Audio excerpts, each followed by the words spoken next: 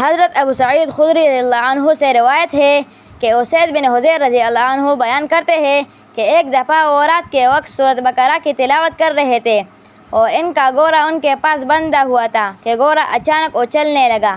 وہ خاموش ہو گئے تو وہ گھوڑا بھی ٹھہر گیا۔ انہوں نے پھر پڑھا تو گھوڑا پھر اچھلنے لگا۔ وہ خاموش ہو گئے تو گھوڑا بھی ٹھہر گیا۔ انہوں نے پھر پڑھا تو گھوڑا پھر اچھلنے لگا۔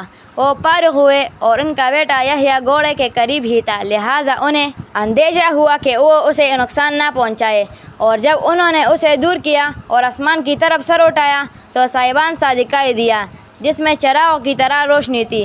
جب صبح ہوئی تو انہوں نے نبی کریم صلی اللہ علیہ وسلم کو بتایا تو آپ صلی اللہ علیہ وسلم نے فرمایا، اے ابن حذیر پڑھ۔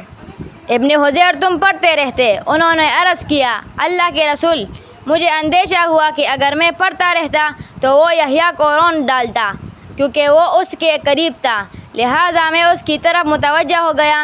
میں نے اپنا سر آسمان کی طرف اٹھایا، اوپر سائبان کی طرح کوئی چیز تھی اور اس میں چراغوں جیسی کوئی چیز تھی۔ میں باہر نکلا حتیٰ کہ میں نے اس روشنی کو نہ دیکھا۔ آپ صلی اللہ علیہ وسلم نے فرمایا، تم جانتے ہو وہ کیا تھا؟ انہوں نے عرض کیا، نہیں۔ فرمایا، وہ فرشتے تھے جو تمہاری آواز کے قریب آ گئے تھے۔ اگر تم پڑھتے رہتے تو وہ وہی رہتے اور لوگ انہیں دیکھ لیتے اور وہ ان سے مخفی نہ رہتے۔